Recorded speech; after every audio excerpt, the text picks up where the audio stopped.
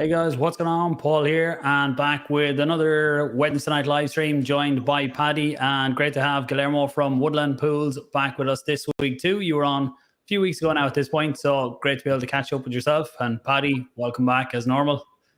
Cheers, Paul. Cheers, Paul. Welcome back, Guillermo. I'm looking forward to see all the insights you have for us. Yeah, that's good to see you guys. Thanks for having me. Yeah, it was a really good time. The last time we were here was I think kind of like every other time we get together and talk. It's just kind of nice, fun conversation, nice and laid back, and it's always a pleasure to have a chance to chat with you guys and see you as close to in person as we can until we get to Dubai or somewhere like that. So it's it's great. Thanks for having me. Nice one, and welcome Alex. I see Alex in the chat. I think Alex has been here as often as Paddy anyway. So I knew that was coming. He's been here more than me. Probably. And 56 Hope Road, another regular. Good to see you there.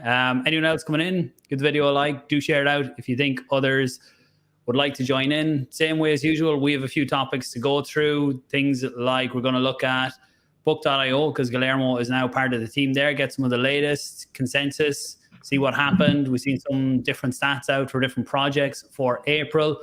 Look at some of the Cardano stats for April, as well as looking at Memecoins, which are taking over at the minute, not just in Cardano, but all over the place. So we'll take a quick look at that and get some opinions on it. Starting out, just looking back, Alex puts these ones in every week. So Indigo TVL down 5.5%, JED down 6.5%, regression in liquidity, deflationary debt spiral. I think it's more the overall market is down the last week. I'm not sure the percentages here, but we might get into that one too. Usually we do check in with DeFi Llama. We'll go in and have a look at that. But cheers to that. Mark, welcome. Another regular to the show. So look, let's jump into it. Guillermo, give the 30-second intro for anyone that hasn't seen you. I'd say most people here have. It's the same crowd we generally have. And when you see me writing here, it's just the timestamps for sticking on later on. Oh, nice. That's great. And I'm glad you do that too, because when I go back and watch it, it's easy to hop around. So thanks for doing that. Yeah, so thanks for having me. For those that don't know me, my name's Guillermo. I'm with Woodland Pools. Woodland Pools educational Cardano channel started about 2 years ago. And I'm also the operator of the Aspen stake pool. And about 2 months ago, I started as a full stack engineer working with book.io. And so we can talk more about book a little bit later. But I also started as a Cardano ambassador a few months ago. So I'm kind of like all over the Cardano ecosystem. And then from time to time, I come and chat with these guys whenever I'm allowed to join back. So that's kind of a little bit about me anyway. Yeah, and subscribe to his channel. Link should be below, Paul, is it? Yep, both Paddy's channel and Guillermo's channel are down below. So make sure and subscribe to both of them. What days do you go live, Guillermo? So I used to do, and that's the thing is like just things have gotten so busy lately. I used to do like an edited recap of the week on Sundays. And then what I started doing lately now is instead doing like a live stream with just like live Q&A on Monday afternoons. So basically just kind of like, hey, we're all kicking off the week. What happened over the past week and weekend. And I usually do it at, let me see here, 7 p.m. Eastern, which is like 11 UTC, and 5 p.m. in warm, sunny Colorado. So I kind of, been doing it on Mondays lately. It's been a fun sort of way to kick off the week. Yeah, awesome. Yeah, I've joined in a few times. Other people do too. Yeah, always good to have you, Paddy. Thanks for having me. As we chat through here, if you guys, for anybody who's following along, also on Twitter at Woodland Pools. So if anything that we don't get to here, or if you're watching on the replay, any questions that you have, feel free to comment on one of the videos in the channel or reach out on Twitter. Always pretty active on there.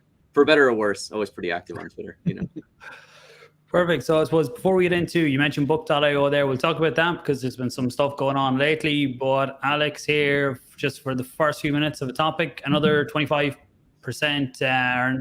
Fed hike. So anyone that didn't see it, let me see.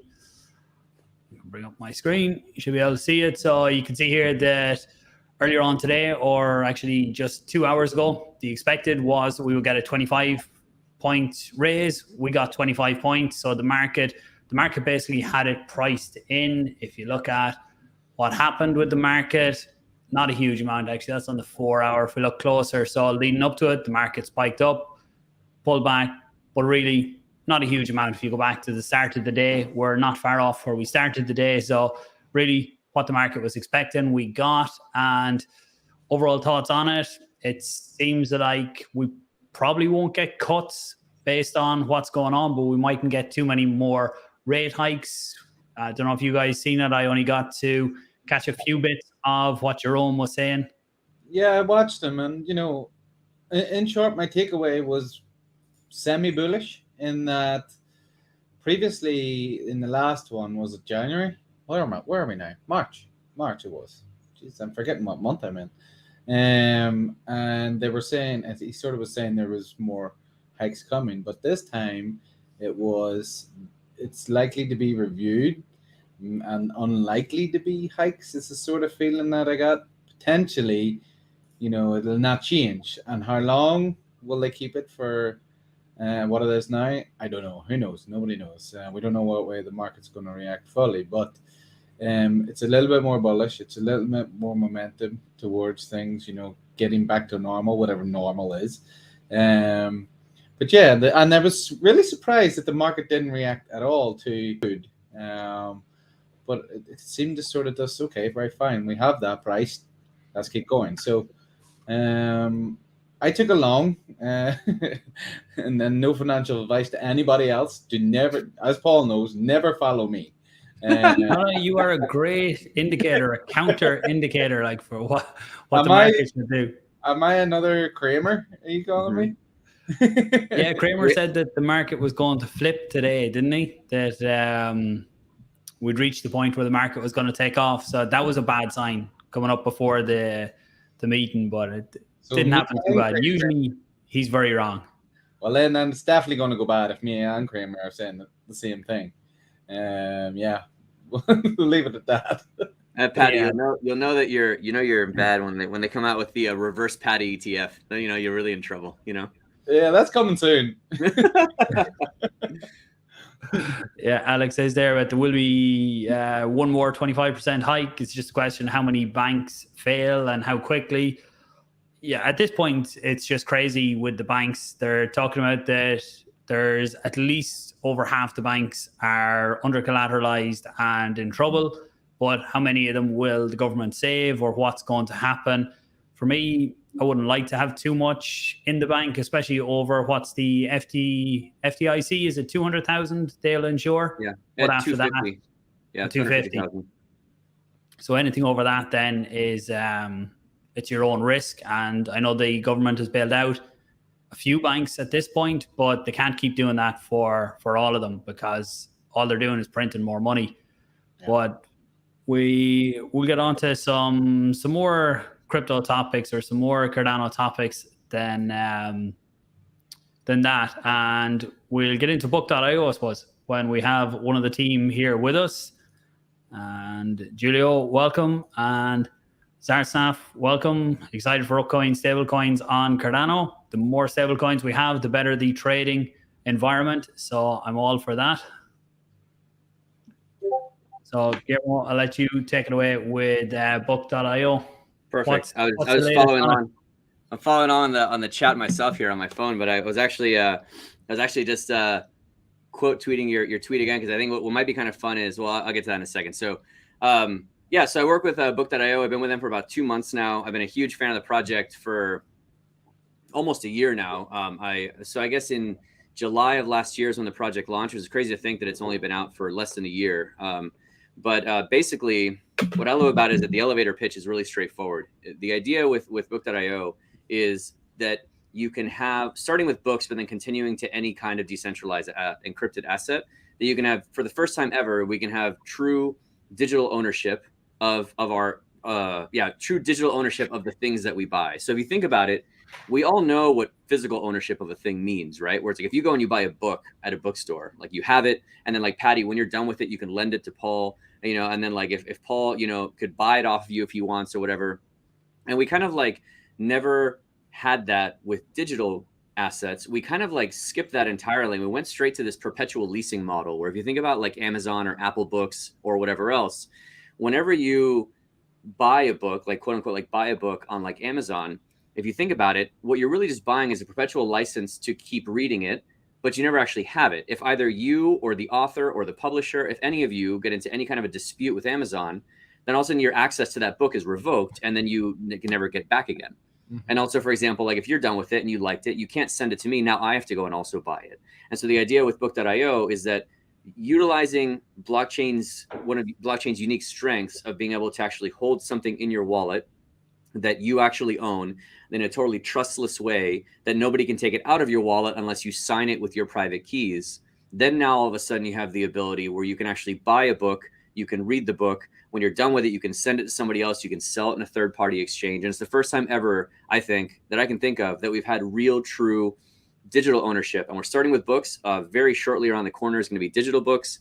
And then the guys already purchased the domain for stuff.io. And so it's really just going to open up, like you can do like all, you can imagine how you can kind of go to all different kinds of things. You can do tutorials, music, short movies, whatever, right? So I think it's a really compelling project. And it's one that since July of last year, I've been covering really closely on the channel. And the more I followed it, the more I heard about it, the more excited about it I got about it. And then, like I said, finally, when they opened up an application for a job that I could apply for maybe 3 months ago, I applied and I started there 2 months ago. And yeah, it's just been a great ride so far. Nice one. So just on the lending, that's something I seen. There was a tweet. Sure. Was it you sent the tweet? So yeah, is that lending that like I buy a digital book through book.io? So essentially I buy the NFT that lets me read the book, and that's my ownership. Can I lend that to someone else, or how does it work? Do they have to put up collateral, or is it time based, or how does it work? So it's all very rough. Like literally, so RJ and I were RJ's our CTO. We were like whiteboarding out like what this process was going to look like, and so it's very much so. Keep in mind that like we finally wrote everything down yesterday, so we now have to build the thing. The good thing I will say, even I think this way where I like to be very transparent and like practical in terms of like where we are, what's available, what's going to be added or whatever. So we still need to like build the thing. But I will say though, is that even though I like to be like very clear about like, okay, now this needs to happen, of the stuff that we mapped out between the knowledge that the deep knowledge that he has that, that they're coming to speed on, and what we already do with the reader and everything. And for myself, the past year and a half of getting up to speed on how we do smart contracts on Cardano, pretty much everything that is going to go into it seems very straightforward. Now it's just a matter of just doing the thing. So basically the way that it works is the mechanism of how like books actually work in your wallet right now is, to your point, Paul, like you said, what you have is you buy an NFT, and that NFT serves as proof of ownership of the book. Separately, I'm not going to get into too much technical detail, but I'll keep it at a high level. Separately, the contents of the book itself, all the different chapters, are all sharded and hosted on IPFS. And then what you have on the NFT itself is also in the metadata an encrypted key, and then you can use that key to get access to all of the different shards. And then from there, there's a different thing called the librarian, which unencrypts those shards. So long story short, when you sign a payload from your wallet showing that you have this book, you get access to all of those chapters that are hosted on IPFS. And so then the clever thing about that separation, where we can use what Cardano is good at having first-class citizen of native assets that can be moved around. But what it's not great at, which is data storage, you can have the data storage part reside on IPFS. You have the NFT reside in your wallet. And so for something like lending, then all you need to do is you can have a smart contract that could be like the lending smart contract. And we could do something where, let's say, Paul, I want to lend you the book. I would specify, okay, I'm going to lend it to Paul at this wallet address, and I'm the one lending it. And so I send it to that smart contract. And then you would get a notification saying, hey, Guillermo wants to lend you this book. So then now when you get that notification, then you would interact with the smart contract, and you would sign and say, okay, yep, I want to accept lending of this book. And then you could either maybe pay just a transaction fee, or I could potentially charge you for the loan and say, hey, I'm going to charge you 3 ADA to read this book. Mm-hmm. And then we can have different kinds of things like time-based things in there or whatever. But the nice thing is that now the only thing that's moved is, and this is where I think it's so great that you called it out as a proof of ownership, because a lot of people, I think, conflate what NFTs are. A lot of times we've had a lot of conversations about what an NFT is. But at its base, an NFT is just the proof of ownership of a thing.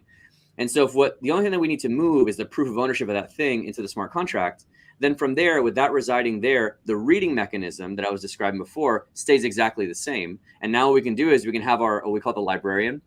that reading mechanism, now when you go and read it, it can check, is it in Paul's wallet? And if it's not, and you say like, oh wait, hold on, it looks like Paul is being lent this book, and it can check the lending smart contract and be like, oh no, but Paul does have the authority for the next 30 days to read this book. And then it gives you access to decrypt and read those assets and read it in that fashion. So that's kind of like at a high level how it's going to come together. But there's, so like I said, there's a lot of cool things there. And then the other piece too is that, like, for example, if I'm like lending it to you, and I forget in my analogy who was lending it to who, but it doesn't matter. If I'm lending it to you, the other thing too that you can do is you can make it where it's zero risk to the lender, where you could do something where, like, let's say, for example, 15 days in, I say, oh, you know what? Never mind. I actually want to sell this book. You can make it into the smart contract where I can just recall it back to my wallet. And then maybe if I do it like that and I recall it before your 30 days that you were entitled to read it, then you also get back your rental fee or something like that, right? So, but all these things that I'm describing, for anybody that's in the audience that like knows Plutus or knows how Cardano smart contracts work, this is all very straightforward.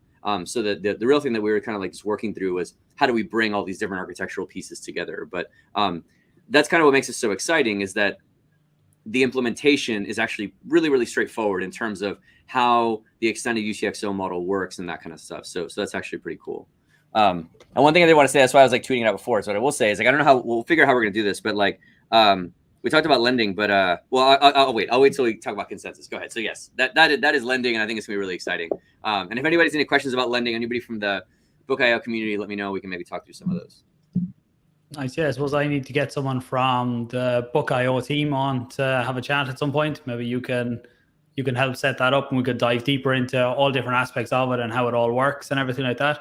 Yeah. I can talk to the Ben and Josh are usually good people to talk to. Ben is our chief growth officer, and Josh is CEO. And and I actually just finished sitting down with RJ and recording a chat for our channel. Obviously, you know, anytime that you want, I can come back and talk technical stuff with you guys. But those guys are good because they're the ones who, RJ and I just build the stuff. They're the ones that tell us what we're allowed to build. You know what I mean? So it's you can get some good roadmap conversations from them. We just kind of get excited about the stuff of what could maybe be. it'd be good to get a few on together then, but that's another video, I suppose. And even what you were saying there, you could potentially do courses on it where people pay for access to a course by basically buying the NFT, and then that gives them access to whatever the course material is or something like that too. Exactly. Yeah, and then again, the same idea where it's like, if, you know, when you're done with it, you could potentially send someone else access to get access. Because if you think about sites like Udemy or Udemy, however you pronounce it, you go there, you take some course on whatever, and then it kind of just sits there. You never use it again. You're kind of like, oh, this instructor was really good. I really liked him. You should check it out. Now you have to go and also buy that course, right? So like, you know, I don't even know that we've begun to like look into that, but that's just sort of me thinking about like my side is like having like the channel and looking into Cardano projects. That's something where like that's immediately obvious to me. Like if we're gonna be able to do things like movies and music and whatever else, then all of a sudden something like a tutorial or a course just becomes like that's an obvious thing where it's like, oh yeah, you could totally do something like that. Here's one question for you just before we move off it from Alex. How does it add value to the author or the publisher and the reader? Does the publisher get any value, or does this kill the publisher? So I suppose do they get, if there's resells or anything that, do they get commissions, or how does... Yeah. Great question. And that's actually a big part of why publishers and authors are really big fans of book, and actually like some big international publishing companies have already been investors and stuff, is specifically because of this. Because if you think about it, like I was describing before, like all of the stuff that we know and appreciate about physical ownership of things that we wish we had in digital, right? Like all that transfers over really easily. But the one part that I think has always been kind of a piece that's been lacking, a deficiency that I think people in the physical space wish they had, is that, so let's go back to the example where Paddy bought a book. Well, when Paddy's done with that physical book, right? If he then sells it to somebody else, then he gets that money back. So that's good for him. But then the original publisher and the author get nothing. With the notion of it, the ownership of this being rooted in an NFT, and you can set aside like NFT royalties and stuff like that, you could set it up, and we do actually set it up that the publisher and or the author can get a cut of the royalties in perpetuity for every time that book is sold moving forward. And so that's something that is again kind of a revolutionary concept in terms of, because we all come at this like, we're in blockchain, and what are projects in blockchain? A lot of the people that are working with book are people that are like, we are publishers or we are authors, and why should we be involved in like Web3 at all? And for them, it's kind of a mind-blowing concept. We're like, oh, cool. So you're telling me that for every time that my book is sold to somebody else, I'll continue getting a small cut, sort of like syndication reruns, you know, how shows used to be back in the day. So yeah, so it's a really big deal for them, and they're really excited about that. I think that's a really good idea for publishers and people who create any sort of content. Yeah. Because they miss out massively on a secondary market. I bought a book there this week to improve my poker skills. And I did see a secondhand one on Amazon, but it was going to take a bit of time to come. But I guess the idea there would be is the author of that book, if done through this technical way in these channels, they would get a cut. Where currently what happens is it goes to Amazon, or you give things back to Amazon, or Amazon has a stockpile of books and they just sell them, and they take everything, don't they? Apart from people who might be selling a load of them. Yeah, exactly. So this kind of like then makes it like you can have like a recurring revenue stream for these authors and these publishers moving forward. But so there's a lot of cool things that the company is involved in. Like, you know, the other one too, you guys reminded me of, that's like on the short-term roadmap here, is then the idea of what we've been calling like mint and print, where you have all these digital books, you can read them wherever you want from your mobile device or from wherever else. But now, since we also have relationships as a company with some of the biggest actual like book printing companies in the world, you can very easily facilitate something where, let's say you bought a book, you have a unique cover, then you can come to this mint and print portal, and then you can get a hardcover or like a paperback version of that printed and sent to your house with your unique cover printed on it. And so you can like mint it first and then actually get it printed and sent over. And so you have like this physical tie to your actual NFT, which is really cool. I guess what you could theoretically do is you could buy a book and you could buy the royalties to a book. Well, anybody can. I think people sell their royalties and stuff out there, and sell that book with book.io. Oh, definitely. Yeah. So, you know, and as a matter of fact, so like we had a fun thing. So like at Consensus, one of the big things that book did was this, like there was these cards that were like in everybody's bags at Consensus, and it's sort of this like kind of show here. It's a little scratch off card, and so like on the back, you kind of scratch it off. And there's a code there, and you would go to book.io/redeem, and you put in that code, and you would get an actual copy of Brave New World. And we would like make it was on Algorand. We partnered with Algorand to do it, but like you get a copy of Brave New World on Algorand straight to your wallet. But the idea though is that this is like, so some of the other books, that a lot of the books that I've done initially have been like sort of public domain books, but this is one that we actually had to like work with to like get like actual copies of. And it's an interesting point that you make, where like different authors and publishers have different distribution rights based on the region of the world, the distribution medium, if it's a physical copy or a digital copy and stuff like that. And so that's just made me think of it as like, so that was something where like we were specifically able to work to get a copy of this book because of that like fragmentation in terms of like how things are owned or whatever. But what I was going to say was, it'd be kind of fun is like, I don't know how you want to do it, Paul, how you normally do like giveaways and stuff like on the channel, but we can do something in the comments. So I have two of these are like valid scratchable cards. And so like we can do something where like we can give them to people where like they can like DM me, and I'll send them like a code, and then you can go through the process and you get like a free book. It's granted it's on Algo, right? But we are a multi-chain project. Like I know you and I both have Cardano channels, but book is a multi-chain project. And I think a lot of projects, and including our favorite Cardano wallets, are going multi-chain. And so in any case, but you get it's like a free, fully readable, sellable, sendable book on Algo. Just so like you just punch in this code and you just get it. So nice. You said you have two of them there, do you? Yeah, I've got two. And then the other thing too that I'll say is, the last thing is like, for people that like have never used Algorand and like don't like have a wallet or anything else, one of the things that we put a lot of time into with the whole team when we were working on it's really cool, is that when you go through this redemption process, if you don't have an Algo wallet, we set one up for you in such a way that like we hold an encrypted version of your keys. So like only you have access to them. If you want, you can enter your own Algo wallet and get it that way. But if you know nothing about Algo and don't have a wallet or anything, it's like a totally seamless process. And then we just kind of just drop a book in there for you. And then at any point, you can also then just like switch it to your own wallet. But yeah, so I have two of these. I have an idea of one if you're open to it. And so it's a question. So the first person to remember the name of Guillermo's stake pool.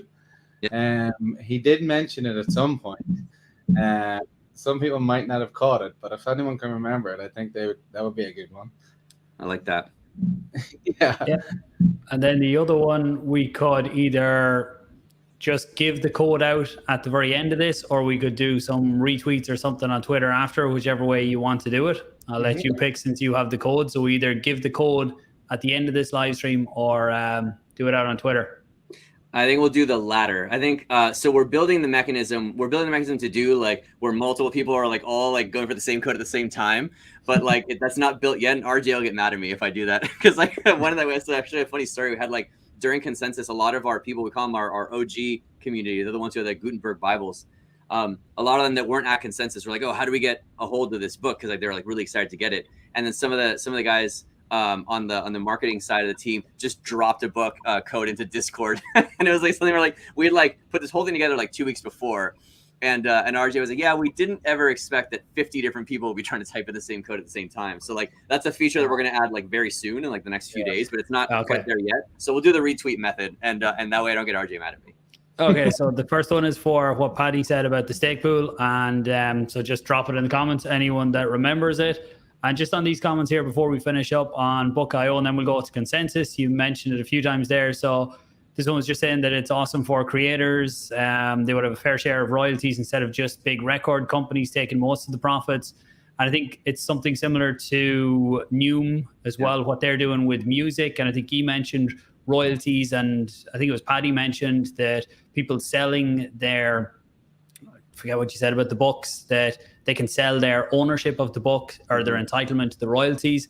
And I know Noom are doing something like that with early artists where you can buy in and you own some of the rights to the music. So I presume then you get royalties. And it's great to see things like that and actually being real products that use the blockchain for good, like rather than, and they're real world problems that the blockchain can actually solve, which is great to see. Sometimes the blockchain solves problems or creates a solution and then goes looking for the problem afterwards, where these types of things, what you're doing, what Noom are doing, is they are actually solving problems that are out there.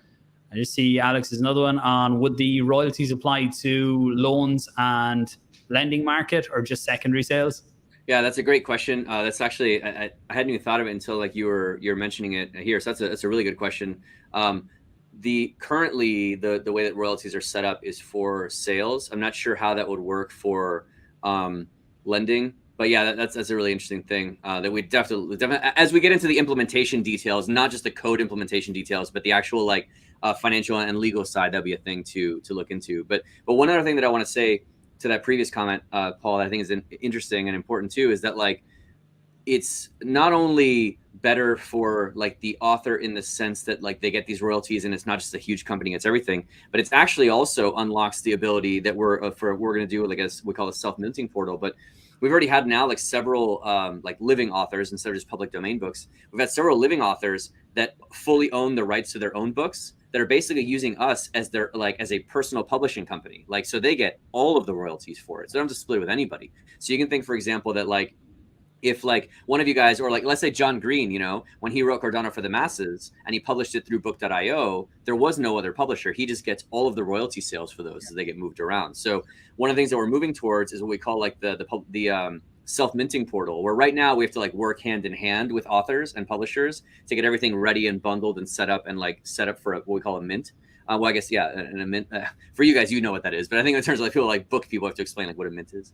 But the idea though is to get to the point where like then any independent author or whoever can just come, they upload their EPUB like PDF file of what their book is and whatever variation of covers that they want to do, and they set their price very similar to like how NMaker does with their like NMaker mint site and stuff like that. And then anybody can then all of a sudden become a published author on the blockchain and send a link out to their followers in terms of like, hey, are there supporters? Like, this is where you can buy my book if you want. And then of course, when mint and print goes live, people can get a physical copy of that. So I think it's like for that creator economy is a brand new way of looking at removing barriers to how somebody can get published and then also generate these revenue streams on the actual like work that they're writing. Yeah. Okay. Yeah. And there's just one final one then. Yeah. Can you post the code encrypted by my public key so that I can unlock it with my private key? Yeah, that's a great question. I know what he's getting at. So that's a great question. So the way that it works right now, without getting too technical, the way that it works today is everything about the process is fully decentralized. If you think about it in terms of that, like you have the proof of ownership in your wallet, the shards for IPF, the shards for the chapters are hosted on IPFS. But currently, the only remaining centralized piece is that to link those two, you need like some trusted third party that then like sits in the middle that like checks to see like, does this wallet have the key necessary to decrypt these shards, right? And right now, that's currently the last remaining centralized piece that Book is still handling. But there's a thing that we're already actively looking into in terms of there's lots of really interesting companies and solutions that let you actually decentralize that last piece where the work that it does is the decentralization of a trusted third party in a way that you don't have to have like a company doing that. You could do some other way that you can prove that you have access to it. You can algorithmically do it like with some kind of like a smart contract type logic. And then it actually shards the private key into different pieces as well. And then when you do that proof, it reconstructs it. And that would give you the ability to access the manifest, which then points to those shards. So that's a great question. And Alex is clearly following along like very well. So, and also happy to chat more like on Twitter or anything anytime. But yeah, so that is the last remaining piece that is on the roadmap to get done. But everything else is in place. So once that gets, everything will keep working the way that it does. And then just that piece gets decentralized and then we're good to go. Okay. Consensus then. Next topic up. You were at Consensus yourself. There was no major Cardano presence this year. I know there was different people within the community were there. What was your overall opinion at Consensus this year in terms of crypto in general, not just Cardano? What's the feeling right now? Last year, Cardano had a massive presence there and things were a bit more positive at that stage. But what's the overall crypto feeling now? I think that it was interesting. It's kind of like, you know, that famous like stock trading chart of like, you know, like euphoria and like whatever and this and that. And then it kind of goes down as like despair and like denial and that whole thing, right? I kind of had this feeling when I was walking around and listening to speakers and seeing booths and stuff like that, where there was almost a kind of like apathy to market conditions. It almost just feels like that, like as a market, like as a market, rather as a broader, you know, chain agnostic ecosystem, everyone has already like hit that bottoming moment and it's kind of already bounced back and they're like, all right, you know what? Just, you know, it's kind of like you fall over and take a nasty fall and you get up and you're like, all right, back to work, you know? And so it just kind of seemed like everybody was just kind of like doing the thing. And I actually prefer conferences like that. Exactly. That's exactly what I'm talking about. Yeah, perfect. Thank you. So like we would be like, I think we're somewhere kind of like on the just past the depression phase. Because to be clear, on that far right there where it says disbelief, that if I, you know, remember and understand this chart correctly, is the disbelief that things could get better again, right? Because you're just so used to them going down for so long. So I think we're kind of like somewhere in there where there was nobody yet that was getting so excited, like, hey, we're going to the moon tomorrow. But there didn't really seem to be very much like depression or fear in the air of like, oh, what if we go lower or whatever else? It kind of reminded me to an extent of kind of like when we all got together in November to a certain degree, where it was just sort of like just builders and just people who were like either building things or people who have been around for so long. They're like, I've seen this 4 times now. Like, it's whatever. Let's just kind of like, let's just kind of keep doing what we need to do and we keep moving forward. And it just seemed like a lot of very future facing conversations. And very few of them even mentioned market conditions, like that they felt like they even need to apologize for it. It was just like, what are we working on? It almost seemed like just like it was like nobody even cared, you know. How many people attend Consensus? Is it a big event?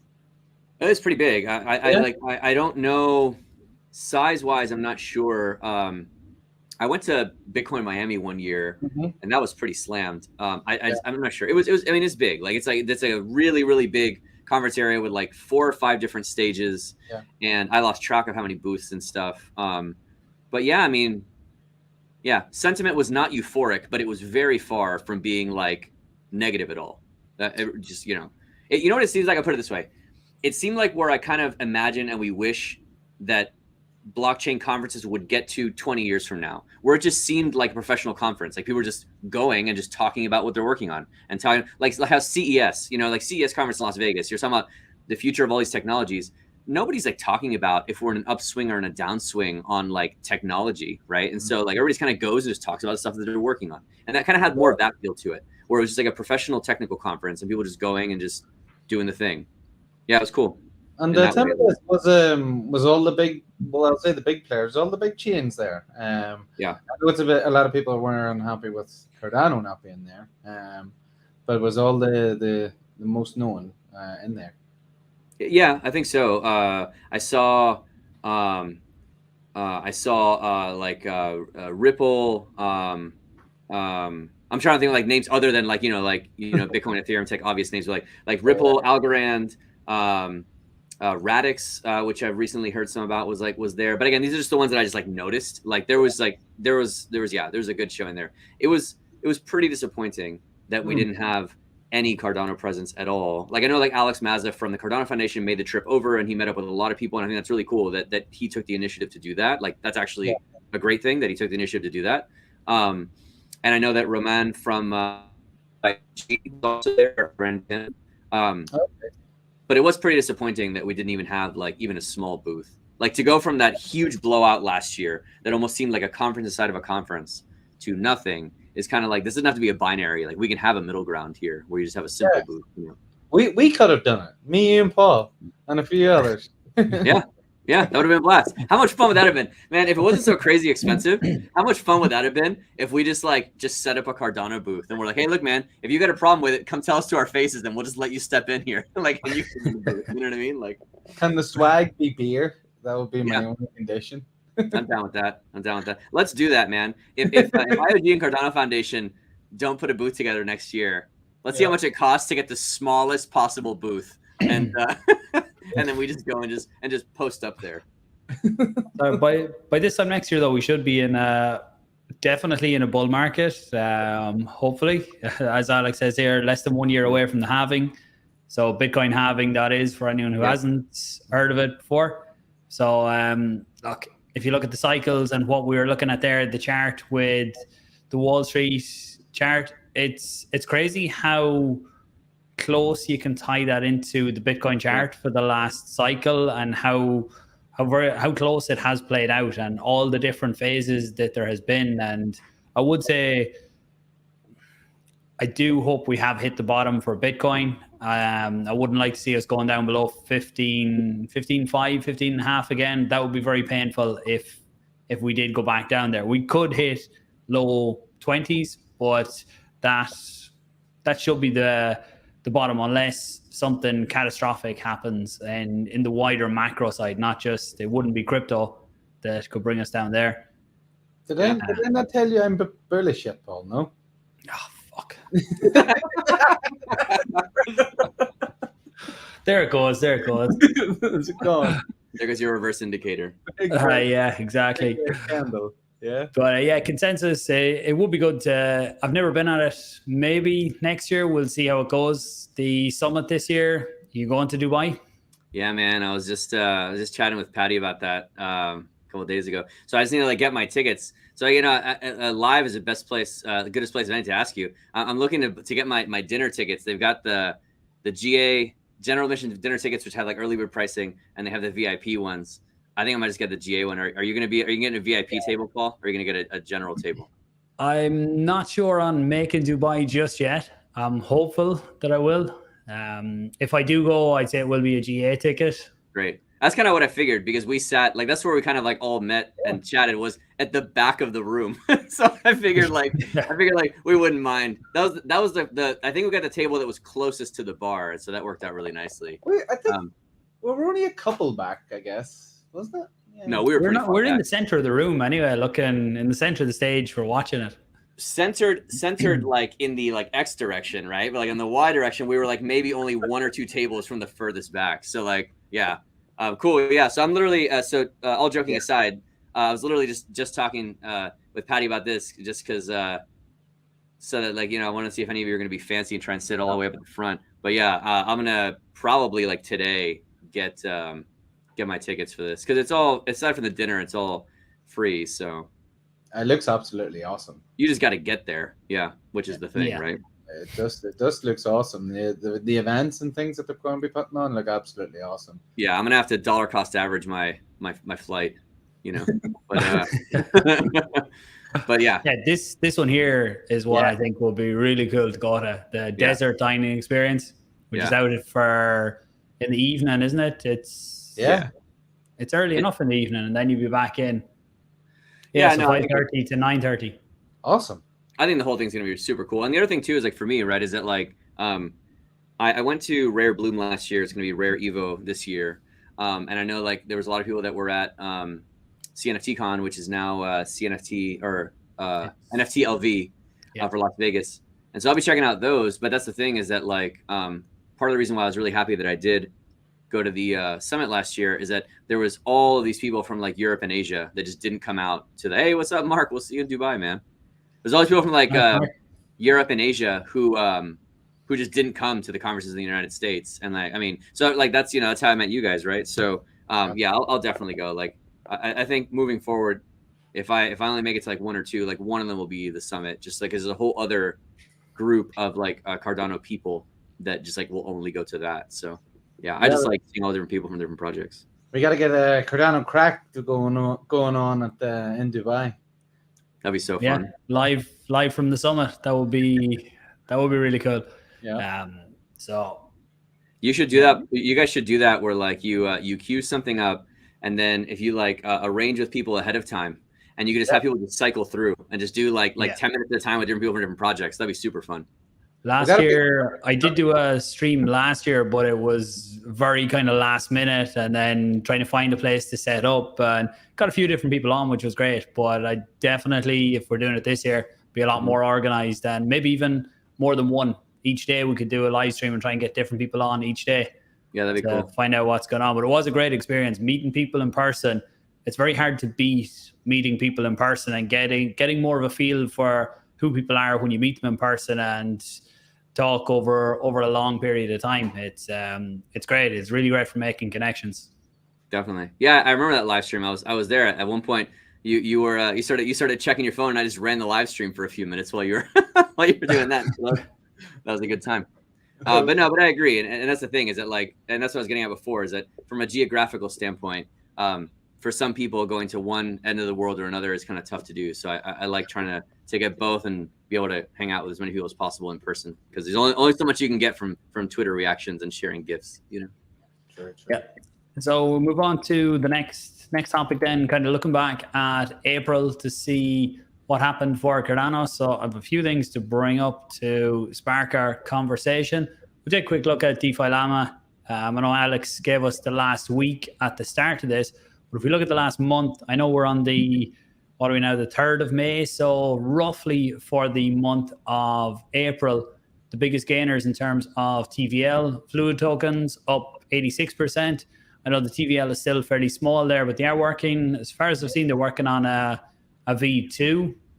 Liquid Finance then is next, up 77%.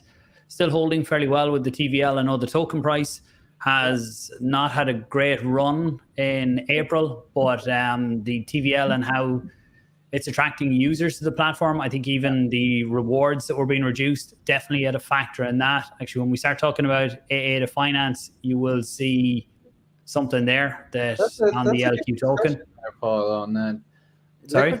Liquid gets a lot of flack with regards to tokenomics and what's been going on there, and maybe good or bad decisions that have been done by sort of the owners and stuff like that. But people are using it. And if you put the tokenomics to one side, if people are making use of it as a tool, it's going pretty successfully then, wouldn't you say, if the TVL is increasing at a very nice level?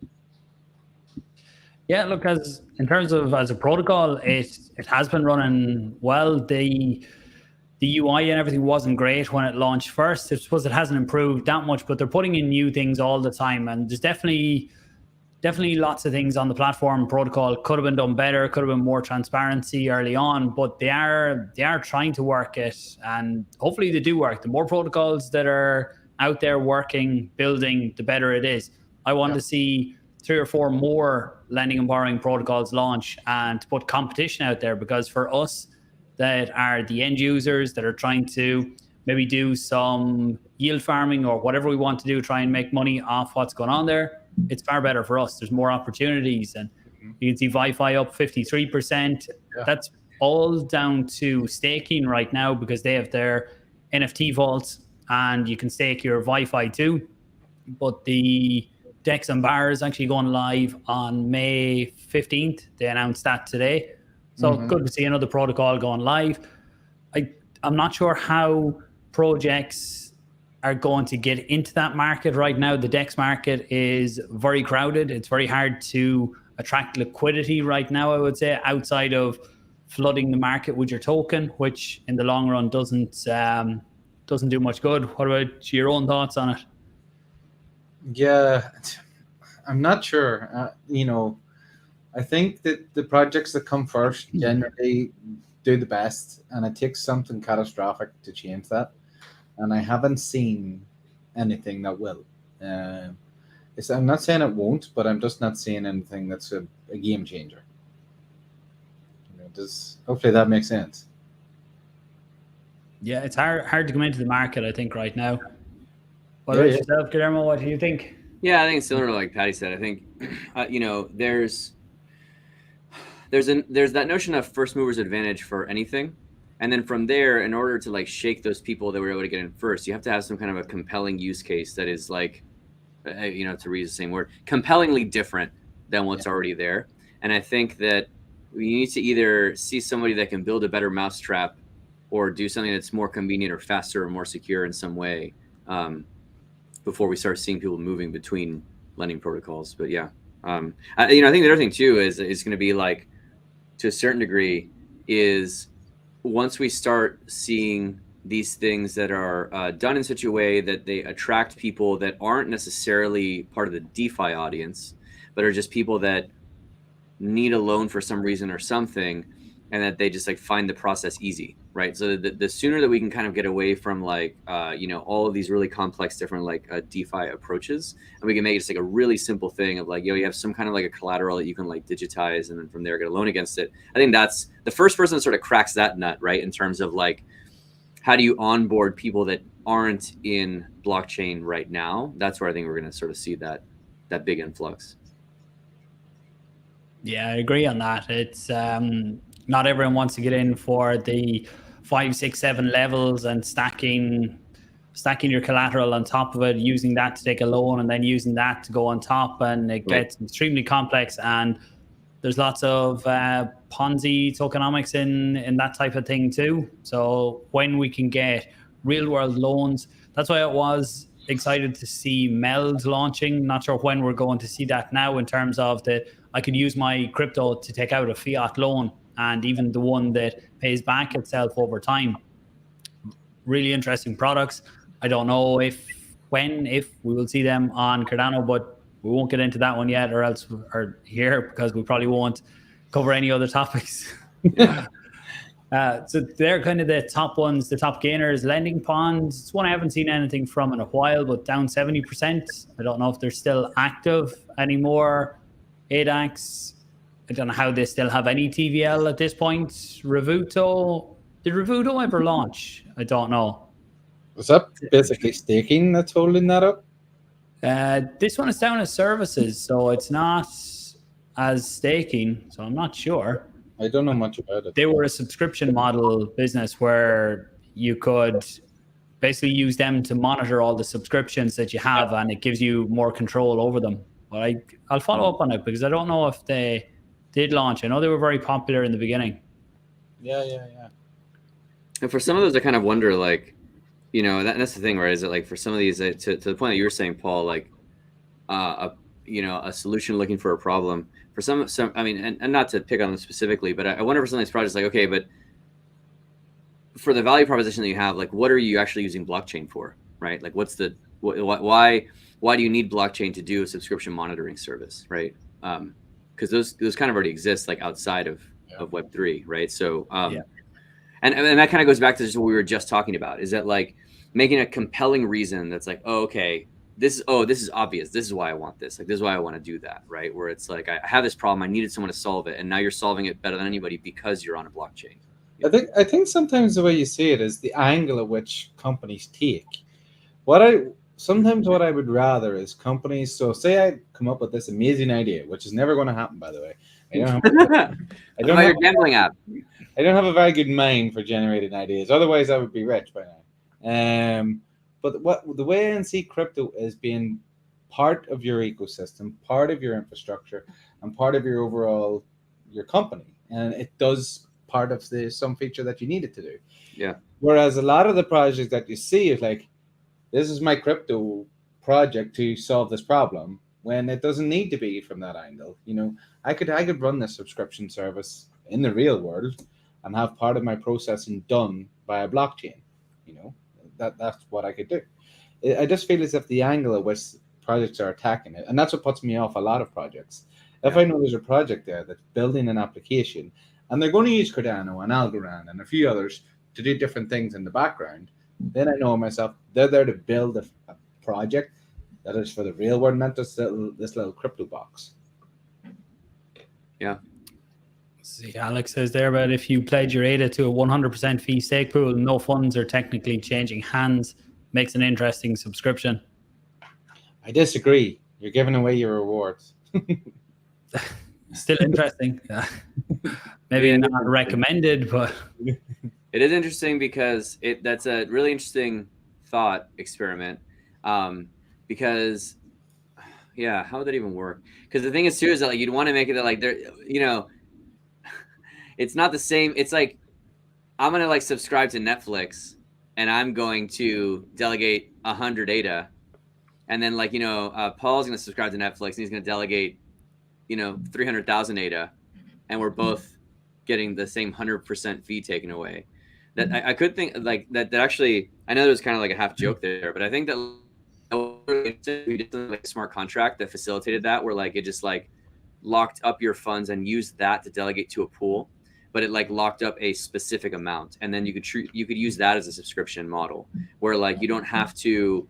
I think what he's getting at is you don't have to like pay anything out of pocket. You just have like the opportunity cost of not getting those rewards. But that'd be a really interesting model, actually. Man, that's a really good idea, where you could facilitate subscriptions to companies in that way by doing a smart contract that locks up a fixed amount of ADA, and that being locked up as a delegation is you paying your subscription to that service. That'd be really cool, actually. Yeah, potentially. Actually, Chris just said what I was going to say there is we'll work with multi-pool delegation. So when you can delegate to multiple pools from one wallet, if there's a set amount that everybody needs to delegate to that pool to get access to the service, then it could be done that way. So interesting potential use case in the future, that if you can delegate the same wallet to different pools that all have different fees, some of them being subscriptions. So maybe something there for some projects down the line. Yeah, that's really interesting, and hopefully we'll see. I was on a Twitter space earlier this year with the Lace Wallet team and Charles, and I just like asked him like, "Hey man, when are we getting partial delegation?" And his answer was, "It'll be this year, or people are getting fired." So we'll see if and when that comes out. But that would be nice to finally have native partial delegation from our wallets. So I'm really looking forward to that. That subscription model that you have there could be a good one for the likes of TapTails and their premium features, you know. Yeah.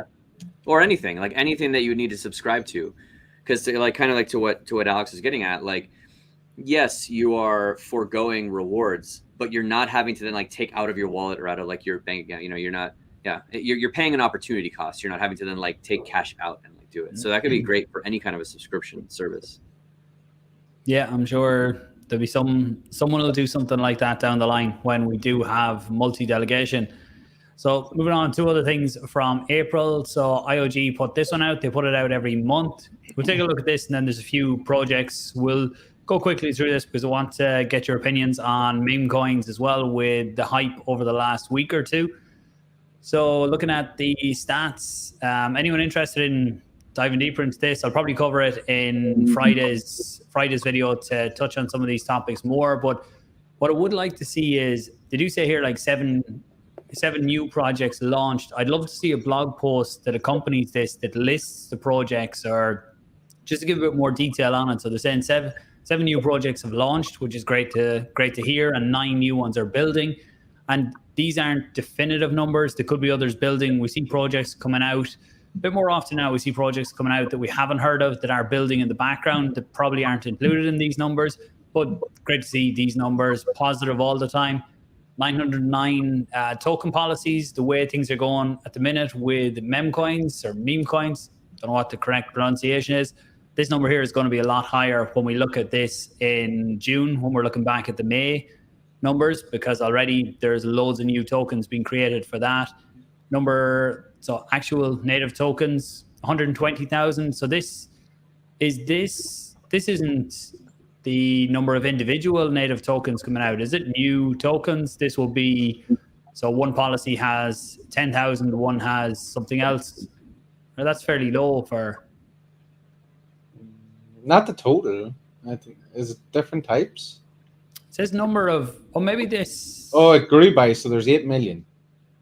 Yeah, but it grew It's by increased by 120. So would that be on like 120 different types of native tokens, or would NFTs, each individual NFT, would that count as one native token, where a policy for an actual native asset is different? Yeah. So I think it's the latter. 120K NFTs minted. Yeah, or not. They're not necessarily NFTs, right? It could also be like if you launched Paddy coin and you minted, and they were fungible tokens, and you minted 10,000 of them or 100,000 of them. You could be 100,000 of this 120.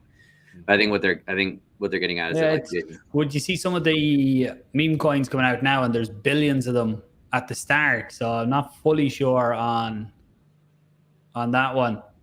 Oh, then maybe that's what it is. Then maybe it's that's a good point. So maybe it's based on token name. So like each NFT counts, but if you make 100 Paddy, and they're all the same fungible token name of Paddy coin, that's still also one. Yeah. So maybe in that case, like NFTs get a higher weighting in this kind of account because it's just by individual token name. Yeah, I think maybe something in around that. Plutus V1 scripts grew by 184 in April, and V2 scripts grew by 98. As someone building on Cardano, any comments on this, that we're still seeing more V1 scripts being built rather than V2? Any insights on that? I would imagine, like, for example, when we go live with lending, I don't see any good reason to not launch with V2. I would imagine that this comes from the fact just that, like, if you think about, damn, I'm so bad with like time. How long ago did we have the Vasil hard fork? That was probably like less than 6 months, right? That was like it was towards the end of last year. Was it October, November? So maybe right around 6 months. I would imagine that like the reason that you're seeing this is just because of like a thing with development is just technical debt. Like if you're like, for example, I know that for sure, like Sunday Swap, all of their smart contracts are V1. And they've just stayed on V1 because so many of them already are. And so from an interoperability standpoint, it's easier for them to just keep using V1 for now. And then they'll eventually make that transition. Doesn't matter what you're seeing, just that notion of technical debt of just like similar, like in any other kind of like development. Like I know both of you guys have done some development. Like if you're on, for like web developers out there, you're on like React version 15. Like, yeah, you'll eventually get to React 16 or 17 or whatever. But sometimes can be, especially with breaking changes, it can sometimes be non-trivial to like move your code over. Yeah. So I bet this is and this is just, I think this is an indirect representation of the amount of older projects versus newer projects. And that's kind of what we're actually looking at here. Yeah, we had Pi on, was it 2 weeks ago, Paul? 2 weeks ago, roughly? Yeah, 2 weeks ago. And he was mentioning that they were still on their V1 scripts. They've done, right. So Sunday Swap V2 was a UI overhaul. Right. And V3 will be a potentially scripts and enhancements overhaul. So yeah, you're right. I think what we're kind of looking at there is that's sort of like a pseudo representation being added to the chain from projects that have been around for a year or longer versus projects that have been around for 6 months or less is kind of what we're looking at there. If I had to guess. Yeah. And I suppose this, I don't know if it'll come in a separate slide the next time with contract or scripts wrote in a different language that aren't wrote in Plutus. Will they roll them all in here? Say you have your contracts done in Icon or you have them done in something else. Will they probably have to highlight them separate? No, I don't think so. Because like the way that, so I think what they're referring to here. So keep in mind that no matter what language you choose to write your on-chain validators in, at the end of the day, they all compile down to Plutus Core. And so that's what actually gets deployed. And so what they're actually looking at here is like when it compiles down to Plutus Core, is it Plutus Core V1 or is it like or Plutus scripts v1 or Plutus scripts v2, and that can come from Plutus TX, which is what we all call like Plutus, like the Haskell, and then like Icon as well or whatever. But those all compile down to Plutus core, what's called untyped Plutus core. And so yeah, this is just looking at that lowest level. Is it v1 or v2? Okay, that'll be interesting to see as things grow. I'd like to see some graphs on that contracts what language they're actually written in as we go forward, and as we do have more options on Cardano. It'd be just to see the uptick in different languages. You see Cardano Foundation now are really starting to push out about Icon and the benefits of writing in that instead of writing in Plutus. So it'll be interesting to see the uptake in it. And I think a big part of that is because Matthias K-Torzi, he's a technical director of Cardano Foundation. He's one of the heaviest contributors to Icon as a library. So like he's dedicating a ton of time to that. I think like that, what you're saying, I think that'll be really interesting to visualize, but I think that's going to have to be almost like a survey that's like opt-in, because again, at like the chain level, once it's compiled down to Plutus core, I don't think there's any like signature left of what language it came from. So that would need to be like, you'd have to just ask projects, what are you writing in? But I still think that'd be a really, really cool thing to find out about. Transactions for the Ghost Chain, transactions are still growing, which is good. What else we got? Ongoing work on Conway Ledger era to support Voltaire functionality. We won't get into governance and Voltaire here. We've all talked lots about it before. And again, if we talk about that, it's going to take up the rest of this call. I'm sure you've talked about it on your channel too. Definitely. Just a note on that, Paul. So I've started setting up the server to take part in this. I don't know if you have a link for it. I can send you one and we can chat about the voting for... Yeah, and we can cover it in detail next week, but they're trialing out a voting mechanism. So I missed the original meeting, but I'll try and go into it next week and give more details. We can tweet out some links as well. Yeah, that could be good to cover next week. If the pool is up, that we could even show some of it, of the voting. Yeah, it does need to finish it off. But realistically, what's happening, everyone, is there's a voting mechanism that stake pool operators have been invited to take part in. I don't know the end use case just yet, but I guess it's to lay the foundations of voting coming in the future, which is going to be massive in governance. So, yeah, I'll let you all know what happens with it. Then, Paul, we'll check it out. I'll give you a call during the week and we can see basically what's going on. Give you a rundown. Sounds good. Cheers for stopping in, Mark. Catch you next week. See you later. Actually, we'll finish off this. I see there's some other comments to get through then, but these are just highlighting what went out in April. So Hydra Heads, we've talked about that here on the channel. And also Lace went out. Work ongoing on Plutus V3. I'm not sure, is there any hard forks? Have either of you heard what the next releases are? I don't know. It used to say it was 3 per year, but I haven't seen anything in the pipeline. There's nothing major anyway, so. Yeah, and I've also not heard what those features would be. I wonder if it's going to be like that's what they're aiming for like diffusion pipelining and stuff like that potentially. But even then, that's more for like block propagation and not necessarily for like scripts. So I've not heard anything about what would be in Plutus V3. I hope if they're announcing this like this, I would hope that maybe like in this month's Cardano 360, maybe they'll go into more details about what Plutus V3 is supposed to be. Yeah, that'll be good. And just before we go on to the individual projects then, so Enoch says about, are you guys aware of the team that launched Tossi drops are the same team that's launching Anita, BTC, Teddy Swap, and Cherryland? Yeah, I don't know if we touched on that in the live stream last week. I know I talked about it in my video last week. Actually, we talked about this with the open source code. Yeah, Paddy, I think that was last week, talking about the advantages and disadvantages of it. It's great that other projects can use that to spin up and get a start on their building, but that's also a disadvantage to the original creators in terms of, at the end of the day, a lot of dApps are businesses and they are competing against each other. You do want to help the ecosystem grow. What's your thoughts, Guillermo, on open source code? Yeah, it's funny. We were just talking about this. I was just chatting with some of the guys at Book about this. Like, it's tricky because I'll say this. Like, I think open source code is great for projects that are looking to get a lot of of smart people to help collaborate to move the project forward. Mhm. And for that, I think it's awesome, because then you have like a lot of people like come in, they can all share ideas. They can all be like, oh yeah, like what if you tried this? What if you do that?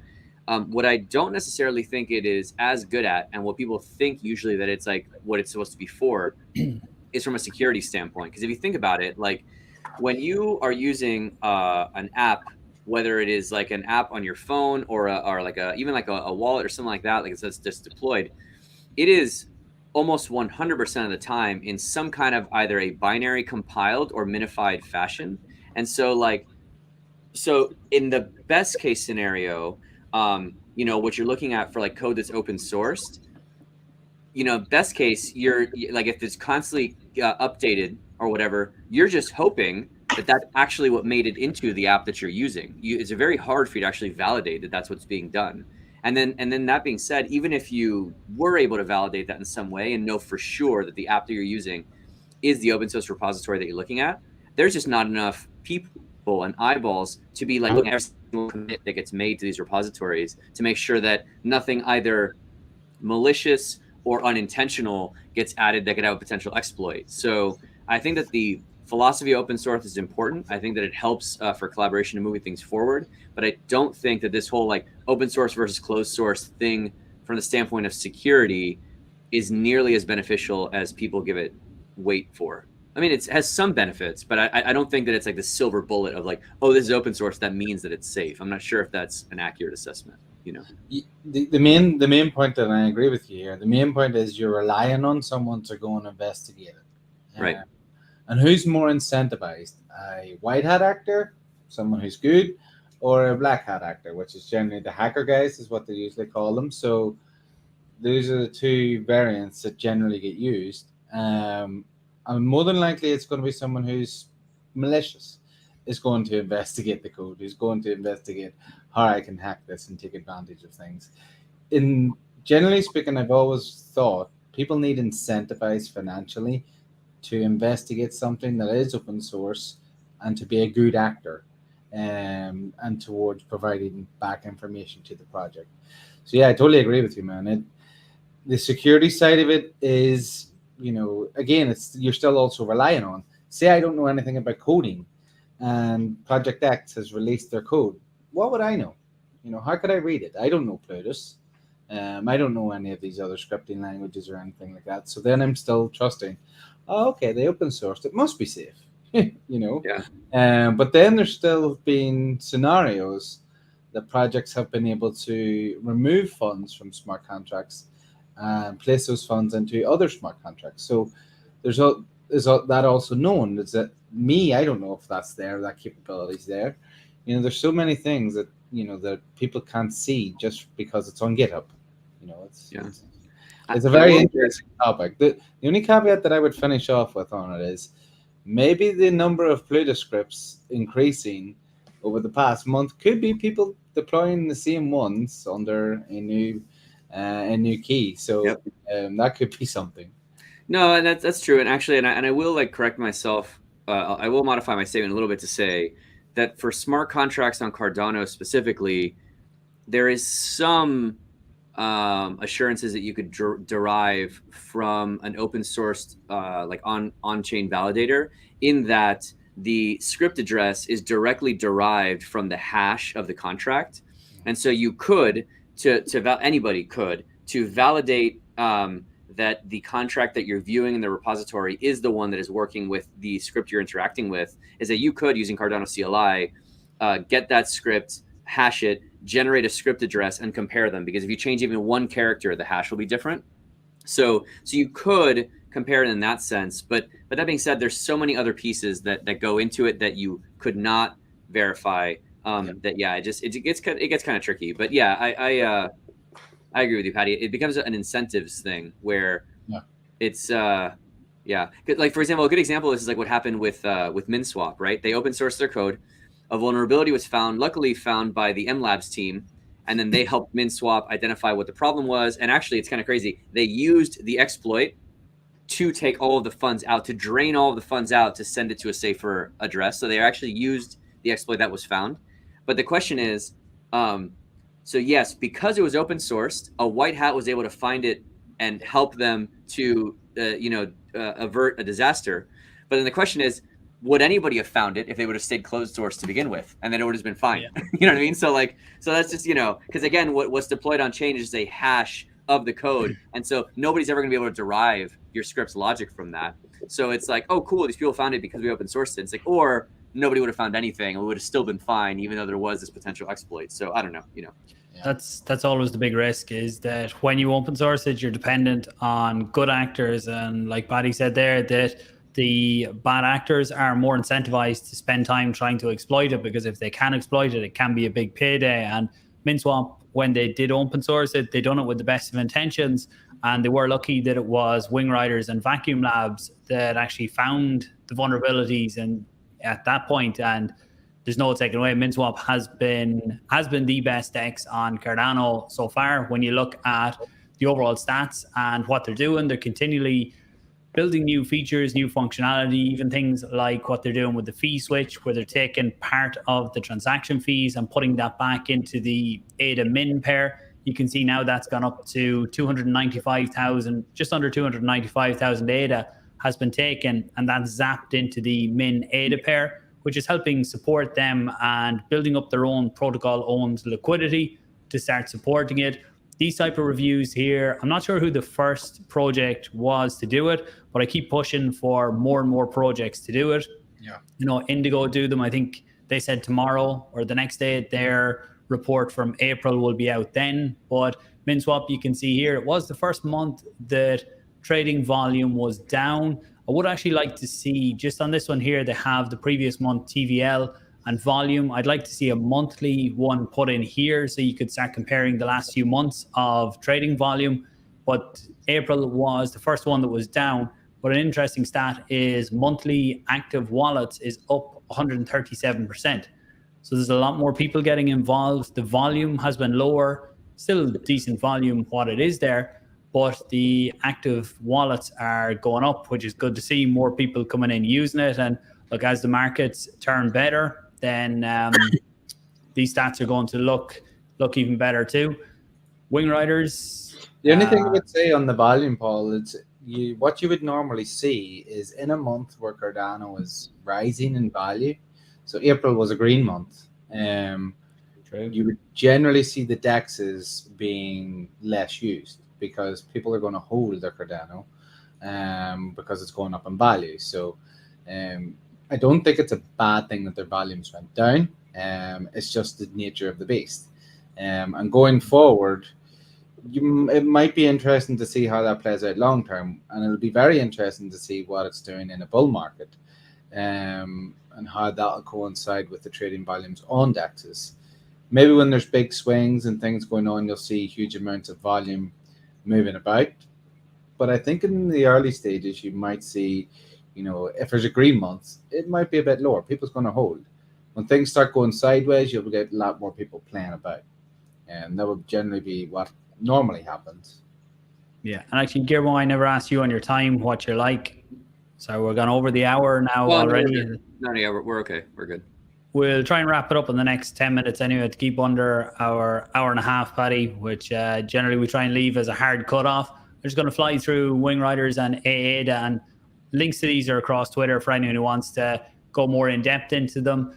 So again, Wingriders puts this one out. They put in the number of DEX visits. I don't think they don't have active users. It'd be good to see they have it here, unique wallets, and that's holding WRT. So it'd be nice to see on this one, the individual users using the exchange too, like you have over here, where they have the active wallets. So it'd be nice to see stats there and be able to compare things like that. So we see the volume was down. It could be due to the market. The volume was down on Minswap in the last month. So it would be interesting to see the users, the active users, and compare them across DEXs or different dApps to see, is there more users? Is it down, or is it just the TVL or the trading volume that's down? Well, again, there's Minswap. They don't tell you if it's up or down on the last month. I know there's different places you can go to check them out, but just on this snapshot, it'd be nice to see if it's up or down like we have on Minswap too. And this one I thought was interesting from Aada. which is another lending and borrowing platform on Cardano. And this one was, so they give the current TVL. TVL, I think at the minute, they are only peer-to-peer lending and borrowing. So there's not as much interest in that as when you get to pooled lending, which is what Liquid Finance have. And I think once Aada have that, which they are, I don't know what they think in May or June. I think the team is going to come on for a chat here when they get closer to launch. But when they get that, I think TVL for Aada will really start to grow a lot faster. But the top token that was borrowed on Aada was LQ. So this is where people put up their LQ, and then anyone was able to borrow it. And I presume they were people who were looking at this and reading the market were borrowing the LQ and then dumping it on the market straight away. You can see people who were taking out them loans were willing to pay a fairly high interest rate. But if these were on a shorter basis, then it's worth it for the people who were able to get it. But thoughts on this? Yeah, it's what happens, man. I'm all for this. I like people playing the system and they know what's going to happen. Everybody knew Liquid was going to go down, and being able to get a loan of Liquid to be able to sell it was the move. And there's nothing wrong with that. And it's the same when you know there's going to be a huge liquidity unlock by projects in the future. Now, this is not financial advice, but that same play is the one that you should use, because there's no reason for that token price to go up. And Liquid's token price and everything that's been going on with the tokenomics there was a bit bad. So that's me being very, very nice about it. So I'm not surprised to see this. Plus, also, there's a lot of people within the sort of Aada supporter sort of ecosystem that would have been pushing this massively to push it down even further. Not saying they did a bad thing, but I do agree with the move, But also, I like Aada and I like what they're doing, and it's a very, very useful tool. I'd like to see, it when it gets to the pooled lending. I know that's coming, so I'm looking forward to that. Yeah, look, I like to see anyone taking advantage of the dApps that are out there. I like to see people taking advantage, using different strategies. That's what they're there for. And it's great to see people using them for things like that. We get some banks tokens listed. That would be awesome. Or shorting some banks. If we got Indigo to look at some synthetics for the bank stocks, and we could buy them and then sell them on the DEX and buy them back 30% lower the next day, the way things are going at the minute. It is an interesting one to see the collateral used. So yeah, I was thinking that. Yeah, World Mobile token, it's clear to see, and it's a highly respected project within Cardano, and a lot of people using their World Mobile because you could say it's a long-term play, and if what they're doing is another good move. If you see something as their long-term play, use it for other things. And this is where a lot of people in Cardano, I think Cardano is very tight there, I guess, in terms of people are happy staking, leave it there. I don't need to worry about anything. But if you're investing and using DeFi, there is opportunities, and maybe these things people don't realize. So if I have a long-term play token like World Mobile, I can use it as collateral, get myself some liquid, short the liquid, sell it, and then buy myself more World Mobile when I've made a profit. And that's how it happens every time when you need to research your plays and everything you're doing and know your financial risks. But those are the types of ones that people should be looking at. I just think sometimes within Cardano, it's not maybe they're just not used to the DeFi being there, and people haven't used it as much. I'm not sure. Yeah, it's interesting to see that World Mobile is higher than Aada as collateral. So that potentially you have people putting in WMT, World Mobile, as their collateral and taking out Aada loans if they think the price of Aada is going to go up or down, and trying to make plays on that. Any thoughts, lending and borrowing or anything, Guillermo? No, it's interesting. Like this is a great conversation, because I think the two of you are a lot more tuned into the DeFi ecosystem than I am, and so I've actually been learning a lot.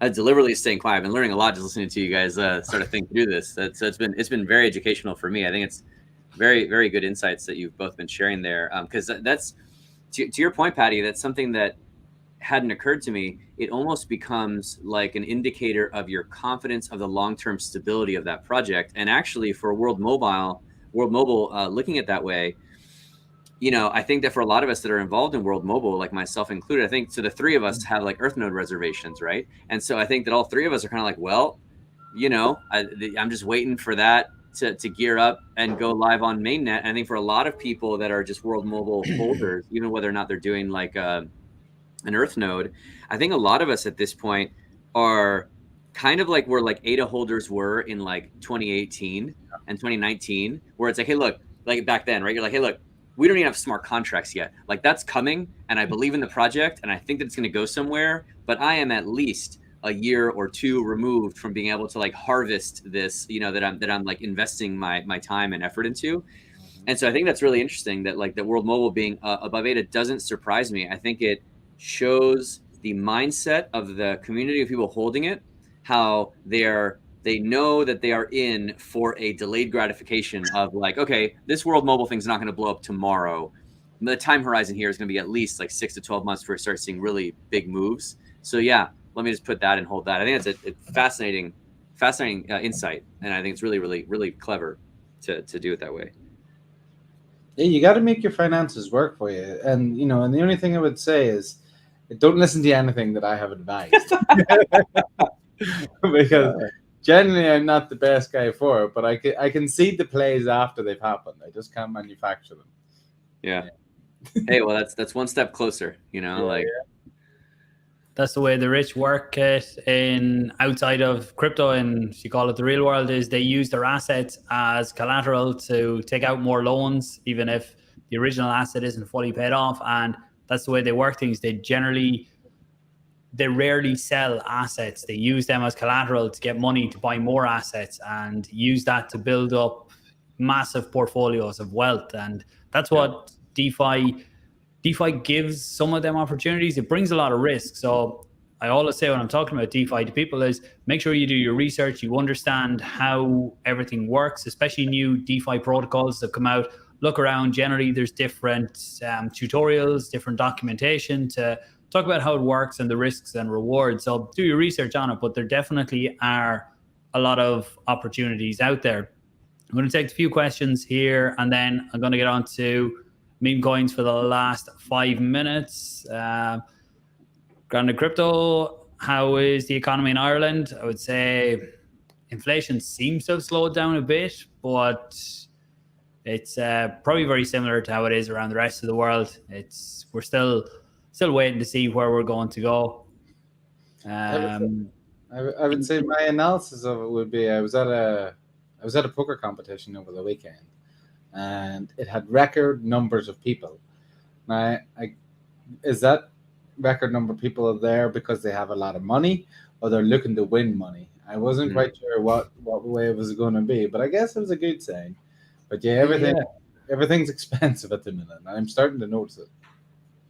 Yeah, I definitely noticed that in the last even 6 to 12 months that even the shopping, daily essentials and stuff have got a lot more expensive than they were. See Enoch here talking about IBM laid off 8,000 workers, citing AI for the reasons.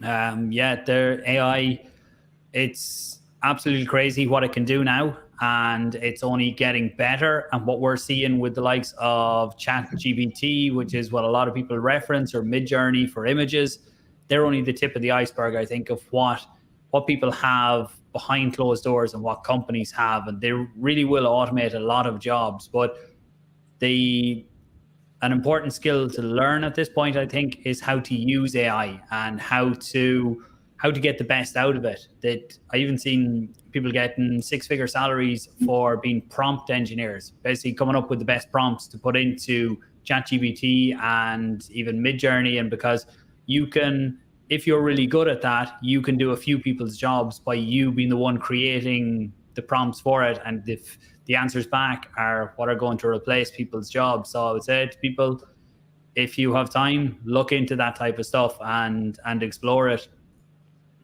As AI takes over most current jobs, hopefully we can live off crypto and blockchain. That would be nice.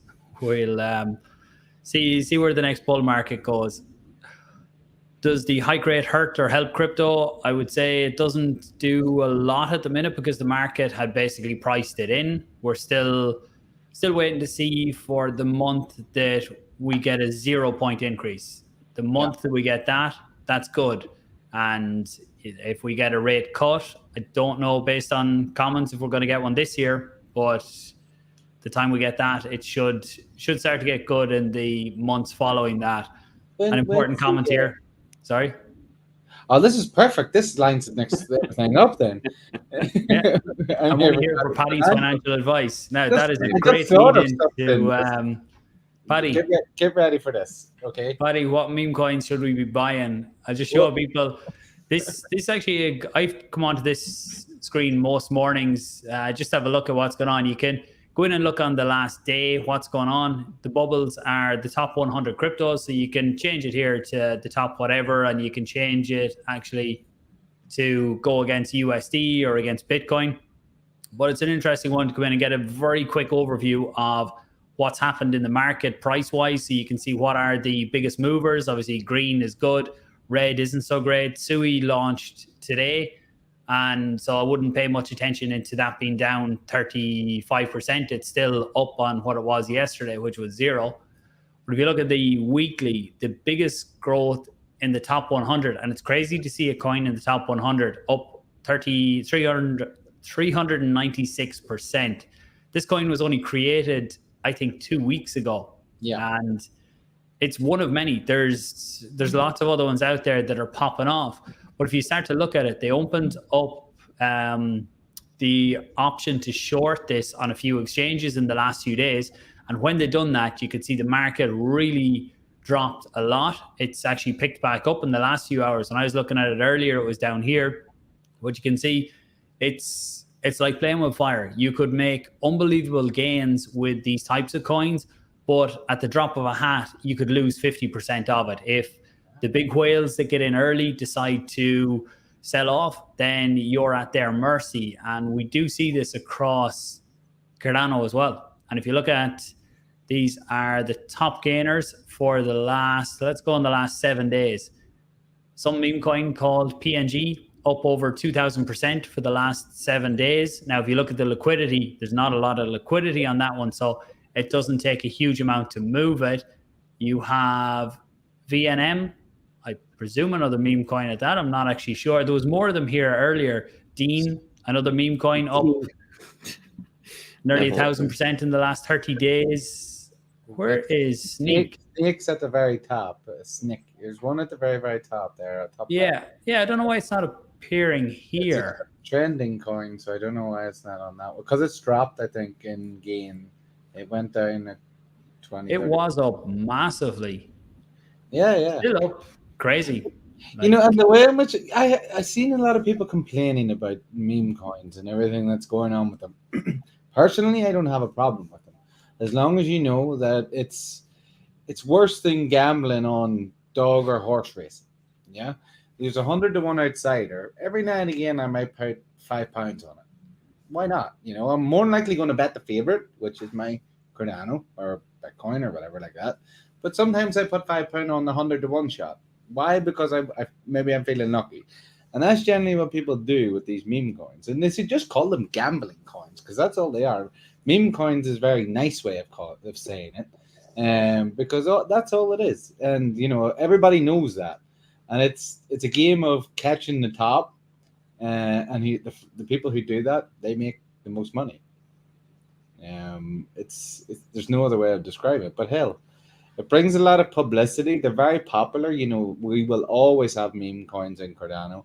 And I've seen projects that weren't too happy about all the publicity they get and blah, blah, blah. They come and go. You know, very few stay as predominant as Doge, simply because of the Elons of the world picking it up. A lot of these meme coins, they disappear. Or they'll fluctuate and go way down massively, then they'll go up 10,000%. And then everybody goes back and looking for gains again. You know, but again, just treat them as gambling coins. Yeah, and like if you start to look down through them, you'll see, especially after what's happened this week, you're going to see a lot of new ones coming in over the next while. The next few weeks, people create them, think it's an easy way to make money if you get the ones at the beginning, but there's very few are going to do these types of gains. And even if you do see ones that have these types of gains, then make sure you look at the volume and liquidity, especially the liquidity, because it would be fairly easy to put a coin on here and have it up. Is there any of them at the minute? There was earlier, to have it up. Like there's one up 1,000%, but the liquidity on exchanges or dexes is only, it's less than 8,000 ADA. So it does not take a lot of ADA to actually pump that price. If you put 8,000 ADA in there, then you're going to send that token price, you're going to rocket it up. So be very careful on them. If you want to take a gamble, do so. In crypto in general, you put your money in and you don't put in money you can't live without. And even more so when you get into things like meme coins. If you have profits from other areas, you want to put them into risk. What you said with basically betting on the horses or dogs, that's a good example. And you didn't give us your financial advice on which one to buy. I don't know. I've taken a few punts on a few different meme coins over the years, and $100 is fine, and sometimes you make, I made a good amount of money on Doge in the last bull run. Why not? It was going crazy. But one thing I'm remembering is, and I'm not saying bull season is coming, but there was this period whenever we were entering a bull market, the last bull market, that meme coins went crazy. But one thing it does shows me, there is funds out there to be used. And there's so many people waiting for the gun to go off to just go crazy in a bull market. Everybody's at this point now where maybe we're at the depression phase based on what you were talking about earlier, Guillermo, and that part of things. And they're like, they want the happy green candle phase to start coming back. And that's why meme coins are going crazy. What I find interesting about that is that, like, it's interesting because this meme coin phase, if you think about it, and correct me if I'm wrong here, there's nobody that's like taking out US dollars or euros to buy these meme coins. They're doing it from ADA or from ETH or from some other coin to buy into them. And so if you think about it, it's sort of just like as if you had like a thing of water and just have it sloshing back and forth, and it's all like the same crypto money just moving around.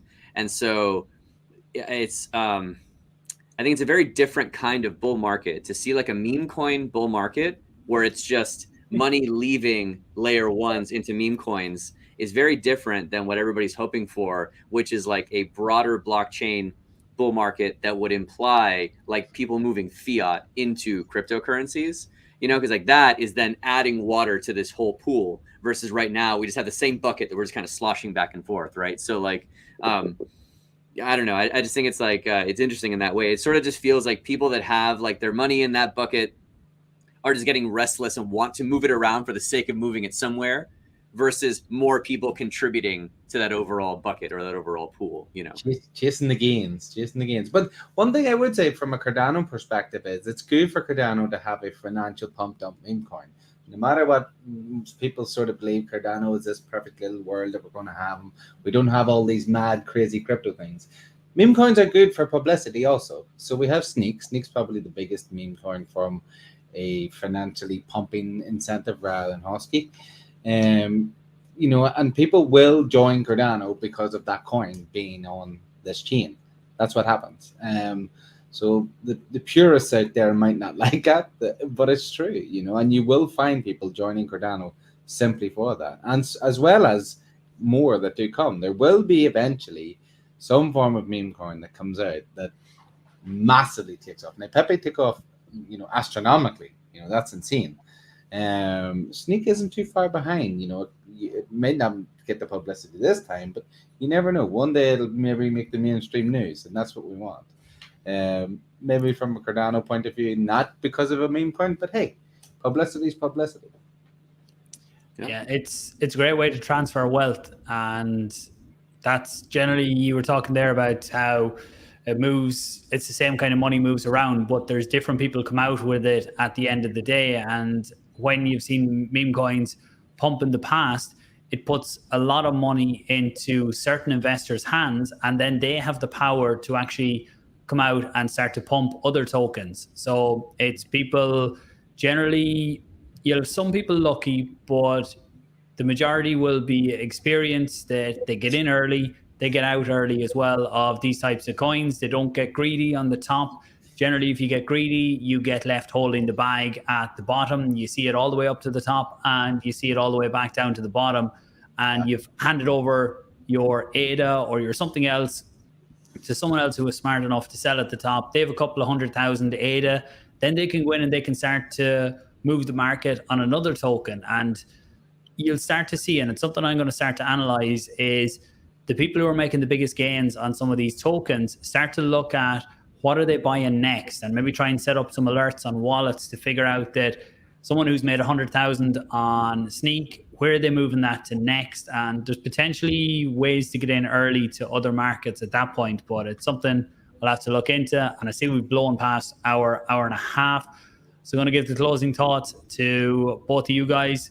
To everyone watching, thanks very much. I do appreciate it. Give the video a like, subscribe if you're new, and we'll pass it over to Paddy and Guillermo for your closing thoughts.